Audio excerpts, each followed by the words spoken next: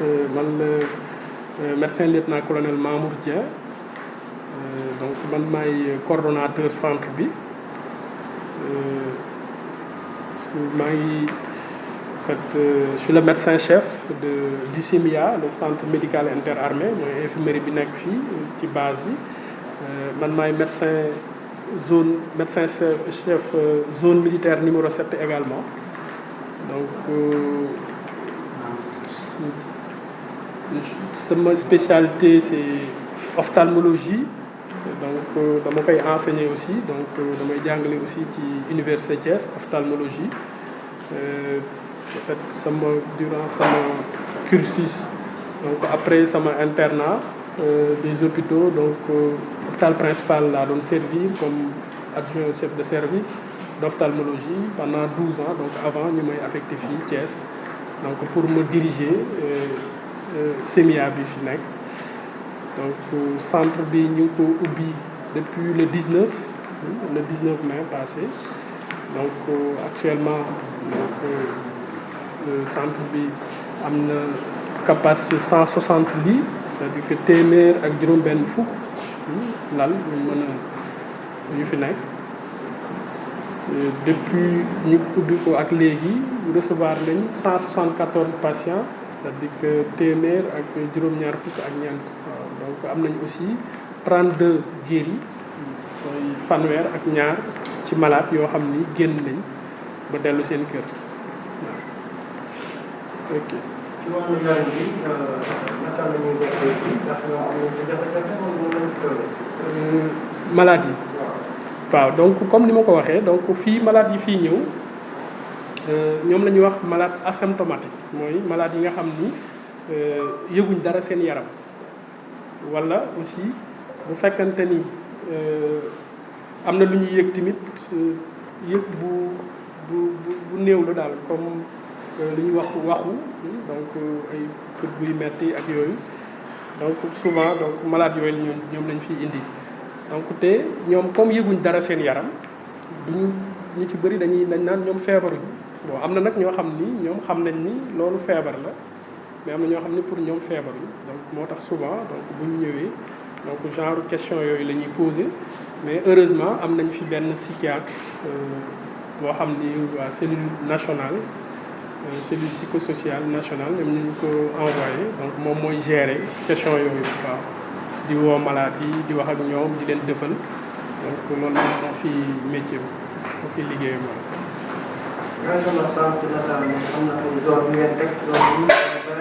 waaw. waaw donc ci centre de traitement yi bon foofu c'est valable pour tous les centres de traitement boo demee dafa am fu ñuy wax zone rouge am fu ñuy wax zone verte donc zone verte bi mooy que ni yow mën nga fa nekk te amuloo risque de contamination donc pour ñu wàll la feebar bi donc foofu ñun foofu la ñuy def suñuy bureau foofu la ñuy def suñuy salle de garde foofu la ñuy def salle bi nga xam ni foofu la médecin yi di solo foofu la pharmacien bi def bureau boo xam muy garder garab yi donc foofu kii lañ ko jagleel mooy personnel bi ñi nga xam ne ñoom ñooy faj donc foofu lañ leen jagleel. maintenant beneen zone bi ñuy wax zone rouge donc benn buntu moo leen séparé donc dañu def ay cloison benn am ay porte donc da ngay ubbi dugg zone rouge boo xasee bu dugg foofu nag foofu malade yi ñoo ko moom donc foofu la ñu entré malade yi moo tax ñu wax zone rouge donc balaa nga fay dugg da ngay solo takk ay masque sol combinaison sol ay bottes sol ay gants balaa nga fay dugg te foofu on est obligé parce que malade il faut ñu jox leen ñu lekk donc waa Croix-Rouge ñoom ñoo leen jox ñuy lekk donc ndekki añ reer ensuite infirmier yi dinañ dem 8 heures ci suba ak 8 heures ci ngoon pour jëlal leen ay constante xool seen yaram ba xam amul tàngoor jël seen tension donc xool aussi li ñuy wax kii bi la saturation de l'oxygène ba xam est-ce que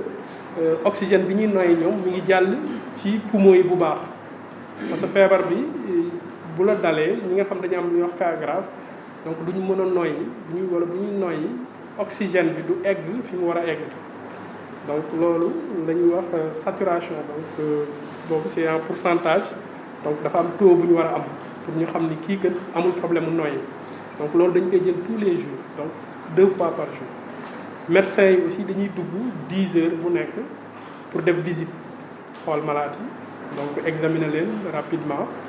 donc te malade yëpp dañ jël seen numéro parce que zone rouge bi aussi dafa am durée boo fi war a def ak combinaison warloo ko dépasser léegi boo génnee ci biti donc nga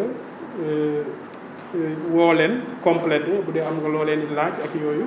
maintenant feuille de température bi fi nga xam dañuy bind constante yi ak yooyu aussi infirmier yi dañ koy photographier ak benn portable boo xam ni moom zone rouge rek lay des léegi boo ko photographier da nga koy envoyé WhatsApp beneen portable boo xam ne mi ngi zone verte léegi comme ça buñ envoyé ñu jël portable bi génnee les données constantes yi après ñu remplir ko ci dossier malade yi nga xam ne ñoom zone verte la ñuy des mais loolu yëpp nag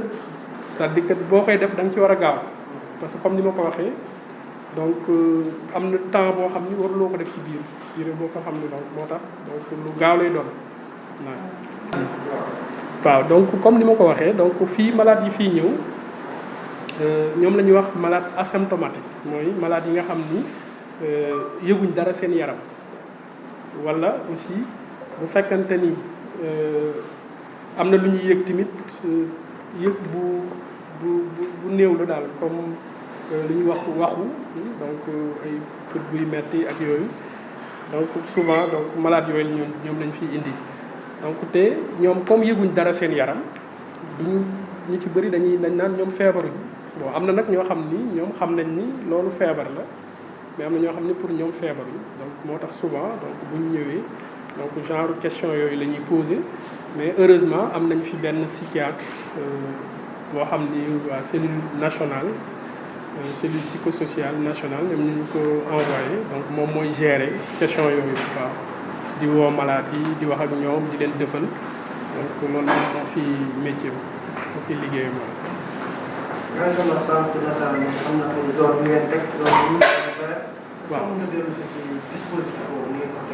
waaw donc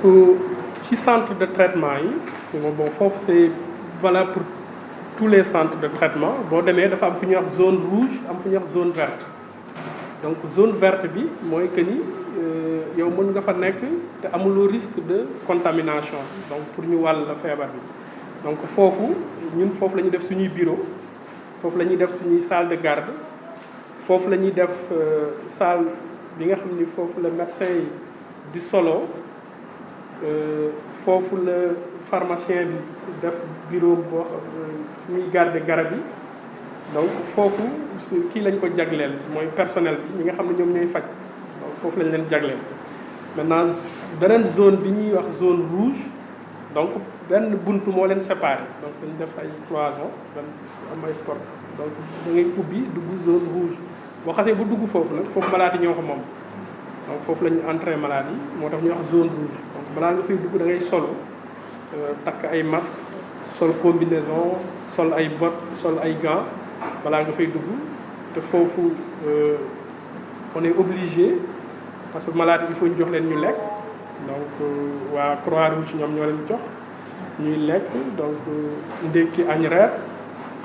ensuite infirmier yi dinañ dem 8 heures ci suba ak 8 heures ci ngoon pour jëlal leen ay constante xool seen yaram ba xam amul tàngoor jël seen tension donc xool aussi li ñuy wax kii bi la saturation de l'oxygène ba xam est-ce que oxygène bi ñuy noyyi ñoom mi ngi jàll ci poumon yi bu baax parce que feebar bi bu la dalee ñi nga xam dañu am lu ñuy wax cas grave donc du ñu mën a noyyi wala bu ñuy noyyi oxygène bi du egg fi mu war a egg donc loolu la ñuy wax saturation donc boobu c'est en pourcentage donc dafa am taux bu ñu war a am pour ñu xam ni kii kat amul problème mu noyyi donc loolu dañ koy jël tous les jours donc 2 fois par jour. médecins yi aussi dañuy dugg 10 heures bu nekk pour def visite xool malade yi donc examiner leen rapidement donc te malade yëpp dañ jël seen numéro parce que zone rouge bi aussi dafa am durée boo fi war a def ak combinaison waruloo ko dépasser léegi boo génnee ci biti donc nga woo leen complété bu dee am nga loo leen di laaj ak yooyu maintenant feuille de température bi fi nga xam dañuy bind constante yi ak yooyu aussi infirmier yi dañ koy photographier ak benn portable boo xam ni moom zone rouge rek lay des léegi boo ko photographier da nga koy envoyé WhatsApp beneen portable boo xam ne mu ngi zone verte léegi comme ça buñ envoyé ñu jël portable bi génnee les données constantes yi après ñu remplir ko ci dossier malade yi nga xam ne ñoom zone verte la ñuy des mais loolu yëpp nag c'est-à-dire que boo koy def da nga ci war a gaaw parce que comme ni ma ko waxee donc am na temps boo xam ni waruloo ko def ci biir boo ko xam ni donc moo tax donc lu gaaw lay doon waaw. léegi li nga xam ne ñoo ko nekk ñu ngi fi am feebar bi ban tranche d'âge la ñu xëy na fii ay mag la ñu ay xale la ñu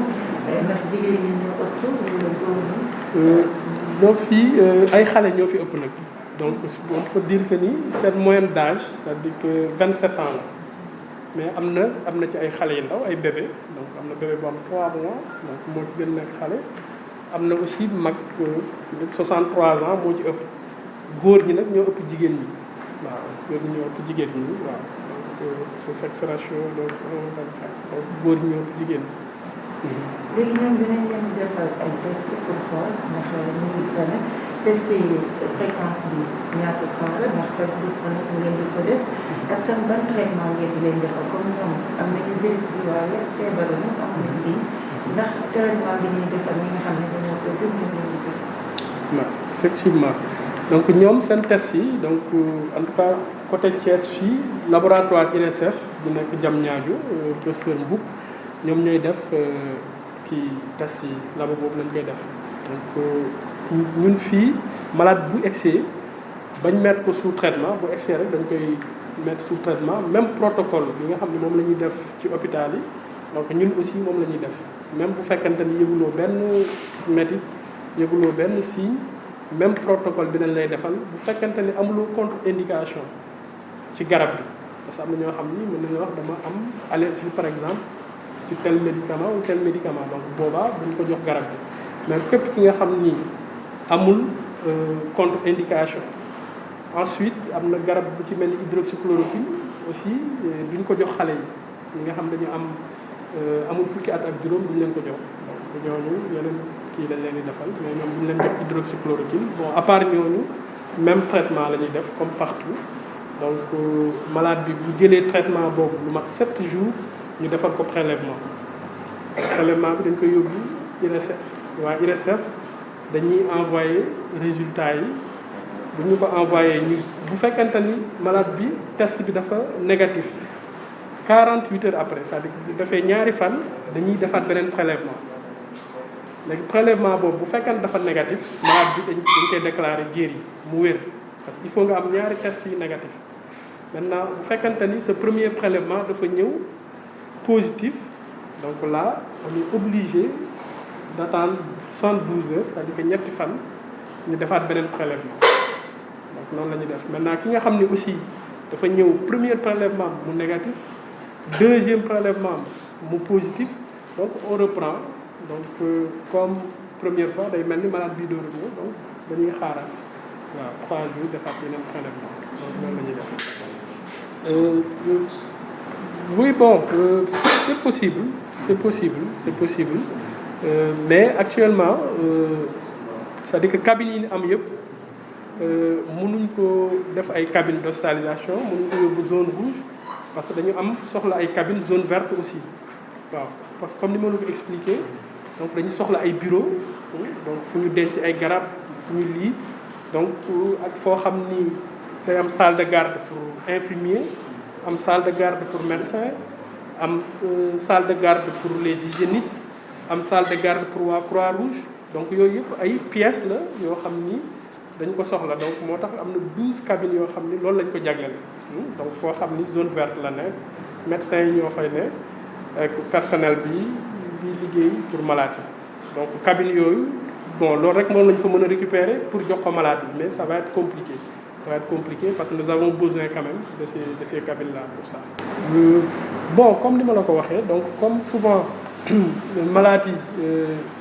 comme lu ñuy wax asymptomatique donc ay malades yoo xam ne yëguñu feebar bi mën nañ am lu ñuy wax déni donc ne bon malade feebaruma daal donc mooy des fois vidéo yi ngay gis ñuy posté ak yooyu loolu moo koy indi mais comme am nañ fi benn psychiatre boo xam ni moom xelam ci loolu la màcc jëm donc feeru xel ak yooyu lay kii donc moom dafa yore numéro malade yi donc ku ci nekk daf lay woo waaw malade yi aussi am nañ numéro médecin yi ku ci am problème aussi da ngay woote wax ko ñu régleel la ko duñ ko mënee waaw donc mais dañuy poser seen problème am na ñoo xam sax danaan dama namm gerte caaf donc voilà donc dañuy seen ku ci am problème da nga koy poser donc ñu on est ouvert d'esprit quoi. léegi li nga xam ni seen durée traitement maanaam bés yi fi nekk bu ñu xam la toll. waaw donc depuis que ñu démarré donc les premières sorties on a gis nañ ni 13 jours ba 16 c'est-à-dire fukki fan ak ñett ba fukki fan ak juróom-benn cas maladie pour le moment ñuy génn ko loolu lañ ci def durée waaw donc pour le moment. li nga xam ne nag moo di personnel soignant bi fi nekk est-ce que ay militaire kese la wala am na ndax ñaata la ñu. waaw fii équipe mixte la donc am nañ ay militaires ak ay civils waaw boo jëlee ci médecin yi bon bu ci boolee pharmacien bi donc fukk ak juróom lañu mais ñeent juróom ñoo ci civil donc fukki ay militaires lañ boo jëlee ci infirmier yi ñaar fukk ak benn lañ fukki ak ñeent yi ay militaires lañ bon les sapeurs aussi mën nañu considérer ni ay militaires lañ parce que ñoom juróom benn lañ donc sapeur waa sapeur pompier yi fi nekk waa hygiénistes yi 30 yi mooy fanweer yi fi nekk ñaar fukki ak juróom benn ñoom ñooy waa Croix-Rouge ñeent yi ay agents d'hygiène bon agents d'hygiène yi aussi c'est des paramilitaires donc mën nañ leen boole mais ci militaires yi même si c'est des retraités souvent c'est même ci infirmiers civils yi sax am na ci ay infirmiers militaires retraités yoo xam ni dañ leen engagé comme infirmiers civils mais c'est des anciens militaires aussi. Maintenant aussi il y a le personnel de soutien donc boo xam ni mat nañ 21 ñaar fukk ak benn ñooñu ñooy def sécurité bi ñoom ñooy def affaire plomberie affaire électricité menuiserie affaire froid bu ñu amee problème ak climatiseurs yi ñoom la ñuy woo donc loolu mat nañ ñaar fukk ak benn ñuy wax personnel de soutien waaw. ci seen patients yi xam nga ne am na yu bari tam na militaire est-ce que spécifiquement man yëpp ay militaire lañ wala ay borom tënk la ñu non ay militaire bu ñu waxee fii bon militaire carrément waaw c'est des militaires waaw. ginnaaw ko bëgg gerte caaf est-ce que am na yeneen mbir yu ñu leen di laaj. comme contact ci la. waaw si am na ñoo xam ne dañ naan dama bëgg a tux xam na waaw. centre bi moom Thiès fii la nekk waaye malade yi fii ñëw Sénégal yëpp la ñu waaw centre bi ministère moom moo ko fi teg bi ñuy créer centre yi pour une prise en charge extra-hospitalière c'est-à-dire di jël maladie ci bërëb yoo xam ni du fu ñuy du hôpital fu ñuy faje donc c'était pour ñu wàññi malade yi doon ñëw Dakar di dem ci hôpitaux yi ak yooyu donc loolu moo taxoon en réalité donc moo tax SAMU national donc moom muy gérer loolu c'est-à-dire que ñoom ñooy def seen sélection tey yow même bu fekkee médecin nga fii médecin district boo xam ne Thiès nga bokk nga am malade da ngay obligé woote SAMU jox leen turu malade yi wax leen seen âge ak lépp après ñoom nag ñoom ñooy sélectionné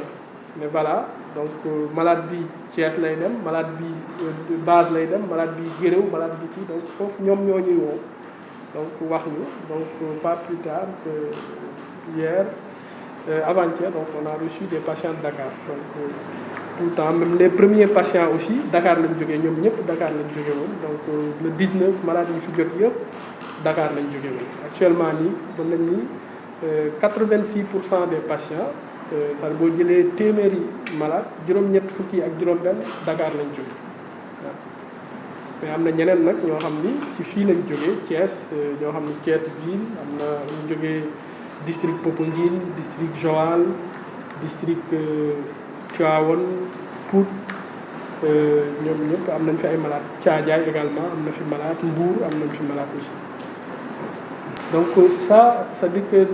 c'est une question très pertinente parce que actuellement nii bu ñu wax naan malade feebar bi day entraîner immunité wala du entraîner immunité donc bon c'est une question la boo xam ni ba léegi borom xam-xam yi ñu ngi ciy wax mais nekkagul benn question bu ñu résoudre définitivement donc kenn mënul wax actuellement ba xam am na immunité wala bu amee immunité temps de kii la lay nu mu tuddati la lay protéger. par rapport ak chloroquine bi. est-ce que yéen a ngi koy traité. wala asymptomatique bi rek ngeen di gérer. non protocole hydroxychloroquine azithromycine moom la ñuy def fii donc c'est le même protocole que partout ailleurs quoi. Puis sauf ñi nga xam ni dañu am contre-indication à la chloroquine mooy xale yi nga xam ni amul fukki at ak juróom wala ñi nga xam ni dañu am peut-être ay allergies waaw connues yooyu duñ leen jox chloroquine.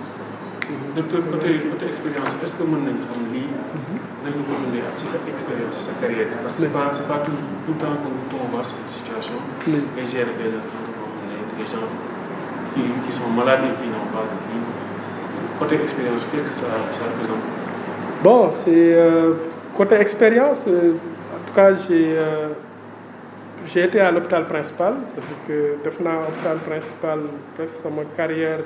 yëpp foofu laa ko defee en dehors sama 5 ans yi ma def internat comme internat des hôpitaux à l'hôpital de Dantec hôpital principal j'ai fait 12 ans donc ñaar fukki at ak ñaar donc service d'ophtalmologie comme adjoint au chef de service j'ai fait également des missions à l'étranger donc sous la bannière onusienne mission de maintien de la paix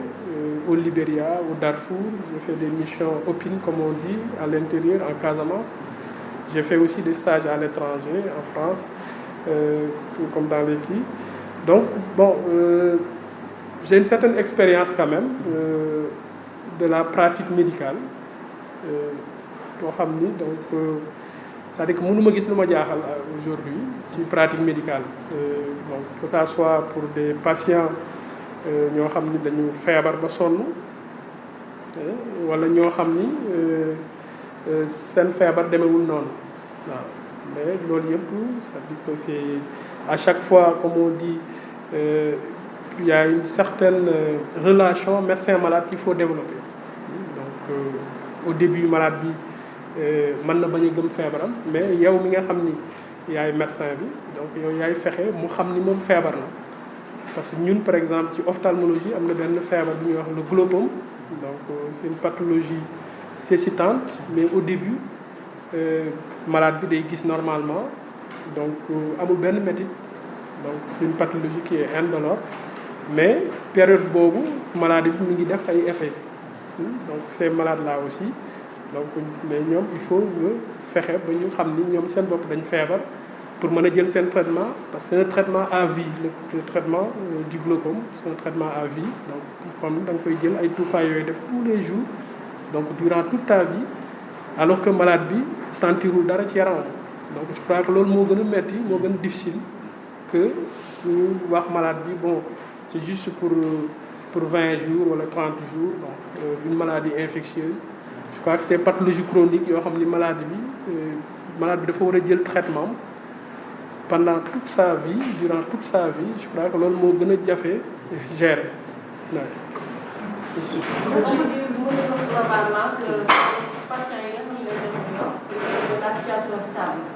Bon, pour l'instant en tout cas tous nos patients sont stables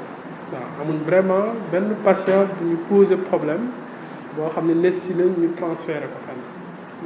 dans l'hôpital. côté jumtukaay yi bi ngeen di soxla xëy na am na yenn ñu ñuy dégg ñoo xam ne seen moyen motul mais masque yi sax am nañu problème pour am ko amoo leen jafe-jafe